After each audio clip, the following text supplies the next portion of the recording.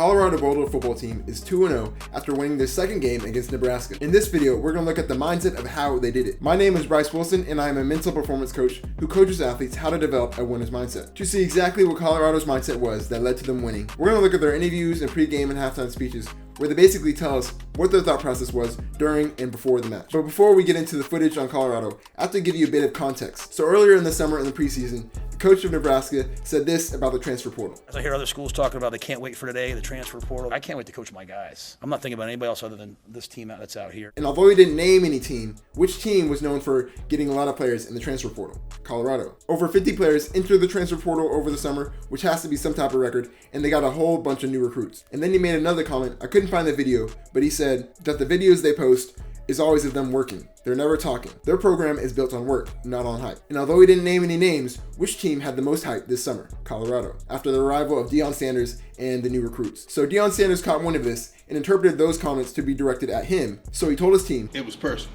Because it's personal.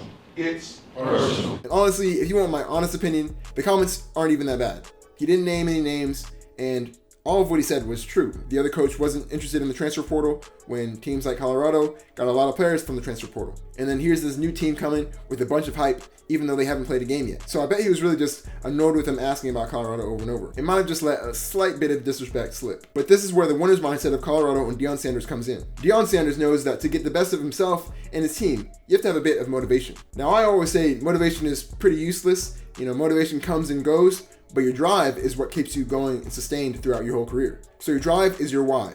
Why do you do what you do? This could be something like providing for your family, being the best you can be, or making your mama proud. So as you can see, this is something that wouldn't come and go like motivation does. It stays with you throughout your career and helps you to keep pushing yourself in training and in games. But where you can get the most value is if you can combine your drive with motivation. You see, people have been talking about Colorado for months leading up to the first game. And although they beat TCU, they won by a small margin, and Sanders knew that he had to start dominating teams and sending a statement. So as soon as he heard the comments that the other coach made, he said, perfect, I'm going to use this and put a little fuel to the fire to help my team give their absolute best. Now, there are stories of other elite athletes doing this too. Kobe Bryant is well known for doing this. He could be having an okay game, but then he hears a bit of disrespectful trash talk in the stands by some random dude eating his popcorn, and then he just goes off after that. So Deion Sanders knew that they definitely wouldn't want to lose to someone who had disrespected them. It was extremely personal. We go out there, warm up. You got the head coach for the other team trying to stand in the middle of the buff, and that's when I knew it was just extreme disrespect. Now, apparently the Nebraska coach said that they do that every game to pray. But again, Shedeur Sanders is allowed to perceive it how he wanted to perceive it. And he took that as disrespect and adding even more fuel to the fire to help him perform his best. Keep one key element in mind.